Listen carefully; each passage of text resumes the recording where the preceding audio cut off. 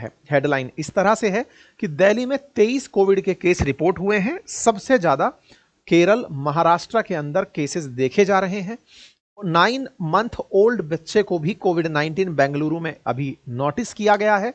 ऐसे में दिल्ली, मुंबई, बेंगलुरु को मतलब देखा जा रहा है और दिल्ली सरकार ने बकायदा इसी विषय से बेड, ऑक्सीजन और वैक्सीन की तैयारी के अस्पतालों को निर्देश दे दिए हैं। वेरिएंट में कुछ है, इसीलिए इस तरह की चर्चाएं हो रही हैं। यह केवल भारत ही नहीं, भारत के बाहर भी JN1 कोविड वेरिएंट केसेस में सिंगापुर, हांगकांग, थाईलैंड का नाम भी आ रहा है और ऐसे में सबसे ज्यादा केसेस थाईलैंड में देखे जाने की खबर है। इन सारी खबरों पर विस्तार पूर्वक चर्चा होगी। कितना व्यापक है, किस तरह की वैक्सीन काम करेंगी, हमारी जो लगी हुई ऑलरेडी वैक्सीन हैं वो सब काम करेंगी या नहीं करेंगी, तमाम बातें बताएंगे। लेकिन आइए तो अब अपडेट के साथ आगे बढ़ते हैं। तो साथियों, शुक्रवार को गुजरात के अहमदाबाद में 20, यूपी में 4, हरियाणा में 5 और बेंगलुरु में 9 महीने के एक बच्चे को पॉजिटिव पाया गया। दिल्ली सरकार के द्वारा इसके लिए अपनी तरफ से एडवाइजरी जारी की गई। नंबर्स की अगर हम बात करें तो केरल में 182, महाराष्ट्र में 56, इसके साथ साथ तमिलनाडु में 66, कर्नाटक में 16, गुजरात में 15 केसेस देखे गए। बाकी अन्य जगहों पर भी कुछ मात्रा में, जैसे गुजरात, राजस्थान, हरियाणा, दिल्ली, सिक्किम, उड़ीसा, वेस्ट बंगाल, यहां पर भी केसेस देखे जा रहे हैं। दक्षिण भारत में और दक्षिण पश्चिम की तरफ का जो भारत है वहां पर ज्यादा केसेस देखे गए हैं। यह वेरिएंट JN1 के नाम से बताया गया है, जो कि ओमिक्रॉन के ही वेरिएंट के रूप में है। JN1 और उसके सब वेरिएंट LF7NB1.8 को जिम्मेदार इसके लिए माना जा रहा है। कहा जा रहा है जिनकी इम्यूनिटी कम है, जिनके अंदर रोग से लड़ने की क्षमताएं कमजोर हैं, उन पर यह ज्यादा प्रभाव डाल रहा है। JN1 वेरिएंट की पहचान 2023 में पहली बार हुई थी। यह ओमिक्रॉन जो वायरस है, ओमिक्रॉन जो कोरोना का ही एक रूप था, उसका सब वेरिएंट BA.2.86 से ही बना हुआ है। 2022 में BA.2.86 से ही सबसे ज्यादा कोरोना के मामले निकल कर आए थे। इसमें म्यूटेशन हुआ है, जिसकी वजह से ये सारी चीजें ऑब्जर्व हो रही हैं। JN1 ओमिक्रॉन के BA.2.86 का एक नया स्ट्रेन है, 2023 से दुनिया में है। दिसंबर 2023 में WHO ने इसे वेरिएंट ऑफ कंसर्न घोषित किया था। इसके करीब 30 म्यूटेशंस हैं ओमिक्रॉन के, यानी कि ओमिक्रॉन के अंदर कई परिवर्तन हुए जो इम्यूनिटी को कमजोर करते हैं। इसी वजह से JN1 फिलहाल सुर्खियों में बना हुआ है। जहां तक भारत में बात हो तो भारत के अंदर जब सबसे पहली वेव आई थी, उस समय वुहान स्ट्रेन क्लैड एस आया था, फिर अल्फा आया, डेल्टा आया, कप्पा आया, फिर ओमिक्रॉन आया था।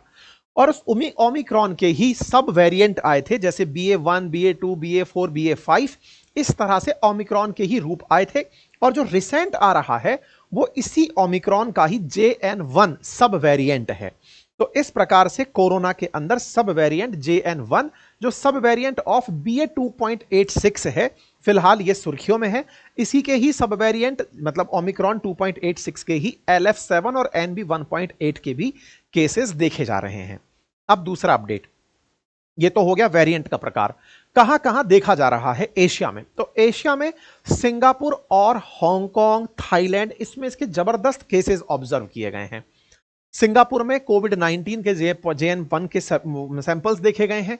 कोविड सब वेरिएंट जो केरला में देखा गया है वो और जगह भी नोटिस किया गया है। एशिया में 50,000 मामले अब तक इसके रजिस्टर हो चुके हैं। सबसे ज्यादा 33,000 मामले थाईलैंड में, और ये मामले फ्राइडे तक के हैं। ऐसे में थाईलैंड, हांगकांग, सिंगापुर और भारत में नंबर अभी बहुत कम है। इसके बहुत से कारण हो सकते हैं, कम जांच भी हो सकती है, सैंपल कलेक्शन भी हो सकता है कि कम सैंपल कलेक्शन हुआ हो, लेकिन थाईलैंड और सिंगापुर में इसके मामले ज्यादा नोटिस हुए हैं। भारत में अभी 3 डिजिट में ही मामले पता चले हैं, लेकिन इसका यह मतलब नहीं है कि 3 डिजिट में मामले पता चले हैं तो इसका मतलब मामले नहीं है। हो सकता है जांच का भी विषय ना बनाया गया हो, इस सैंपल को इस लिहाज से ना देखा गया हो। डिपार्टमेंट ऑफ हेल्थ जो फिलीपींस का है, उसके द्वारा एडवाइजरी जारी कर दी गई है। इसी तरह से डिपार्टमेंट ऑफ मलेशिया के द्वारा एडवाइजरी जारी कर दी गई है। एशिया की जो ये कंट्रीज हैं, सिंगापुर, थाईलैंड, चाइना, एशिया की जो कंट्री है, इन सब के अंदर इसके मामले बढ़ रहे हैं। भारत में भी लगातार इसके मामले निकलते आ रहे हैं। पड़ोसी मुल्क पाकिस्तान में भी 8 से 10 पॉजिटिव केसेस इसके दिखाई दे रहे हैं। इंडिया में जो कोविड का नया वेरिएंट है, ये अब ministry of health and welfare की भी वेबसाइट पर दिखाई दे रहा है, जहां इसके नंबर 257 बताए गए हैं। यानी कि कोविड के जो एक्टिव केसेस हैं वो इस समय पर 257 चल रहे हैं। भारत में कुल जितने लोगों को कोरोना हुआ था उनका नंबर भी इस वेबसाइट पर है, जितने लोगों की जान गई वो भी नंबर साथ में है। और शायद हम भारतवासियों ने जो ये नंबर देखा था, इस नंबर को हमने इतना ज्यादा जी लिया है कि हम उस डर से आगे निकल आए हैं, हमने इस डर को हराया है। इसीलिए जब इसकी खबर आती है तो हमें केवल यह लगता है कि हमने वैक्सीनेशन तो करा ही रखा है, हमारा अब ये क्या ही बिगाड़ लेगा। लेकिन साथियों, कोरोना का वेरिएंट है, जब भी कोई एडवाइजरी आए, सूचना आए, तो आप उसे सिंसियरली जाने, क्योंकि किसी भी चीज के बारे में पहले से कयास लगाना जल्दबाजी हो सकता है। केरल और महाराष्ट्र के अंदर कोविड के केसेस ज्यादा हैं, ऐसे में कोविड के जांच वहां पर ज्यादा और सैंपल कलेक्शन की जा रही हैं। मुंबई के अंदर भी केरल की तरह ही मामले निकल कर आ रहे हैं और गाइडलाइंस यहां पर जारी की जा रही हैं। ये तमाम जगह पर है। बात दिल्ली की हो तो दिल्ली के अंदर बाकायदा सरकार ने अस्पतालों में बिस्तर, ऑक्सीजन, दवाइयां और वैक्सीन की पूरी व्यवस्थाएं बनाए रखने की कह दिया है।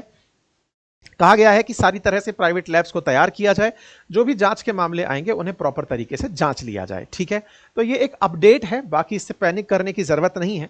अब सवाल ये बनता है कि साहब कितना खतरनाक है ये वायरस, इसकी वजह से क्या नंबर्स हैं। देखिए, अभी जो आंकड़े हैं उनमें से मौत की खबर को कोई भी पुख्ता रूप से नहीं बोल रहा है। अब हमारे देश के अंदर बीमारियों में मौत की खबर को किससे जोड़कर बताया जाए, ये सरकार ही क्लियर करेगी। नंबर्स मौत के अभी हाईलाइट नहीं हुए हैं। कुछ जगह पर, एक दो जगह जिनकी मैं क्लेम नहीं करता हूं, उनमें 2 नंबर्स बताए जा रहे हैं कि 2 लोगों की मौत की खबर है, लेकिन पुष्टि नहीं है। ठीक है, ऐसे में इसकी वजह से चिंता है कि ये जुकाम की तरह के लक्षण दिखा रहा है। नाक बहना, खांसी, बुखार, सिर दर्द, गले में खराश, उल्टी, दस्त जैसे इसके फीचर्स दिखाई पड़ रहे हैं। बड़ा सवाल है कि हमने तो वैक्सीनेशन करवा रखा है, तो क्या हमें यह असर डालेगा? तो वैक्सीनेशन होने पर आपकी इम्यूनिटी अगर मजबूत है तो आप पर इतना खतरनाक असर ये नहीं डालेगा। वैक्सीन जो ऑलरेडी कोरोना की हैं, उनके वजह से इसका प्रभाव कम होता है और कमजोर इम्यूनिटी वालों पर इसका असर ज्यादा हो रहा है। आप में से किसी ना किसी ने कोई ना कोई इनमें से वैक्सीन लगाई होगी। फिलहाल ये सभी इफेक्टिव वैक्सीन मानी गई हैं, बाकी सरकार सब पर नजर बनाए हुए है। आप क्या कर सकते हैं ऐसे में? सरकार का जो काम है सरकार तो कर ही रही है, आप क्या करें? तो पुरानी रिहर्सल्स को दोहराएं। पुरानी रिहर्सल्स थी कि मास्क पहने, हाथ धोएं, सांस संबंधी सावधानी बरतें, यात्रा में सावधानी बरतें, और अगर कोई लक्षण हो तो नजदीकी डॉक्टर को जाकर दिखाएं। तो जो कोविड के समय पर आपने इन्फेक्शन संबंधी चीजों को रोकने के प्रयास किए थे, बस वो आप दोहराते रहें। ये एक अपडेटेड सूचना थी, बस इस सूचना को सूचना की तरह लें, इससे आपको पैनिक होने की आवश्यकता नहीं है। देश के अंदर ये खबर है, आपको पता हो, और आपकी सेहत के लिए जो आवश्यक है, आपके अपनों के लिए जो आवश्यक है, उस तरह से इस सूचना को आप ग्रहण करें। फिलहाल के लिए इतना ही। अपना ख्याल रखें।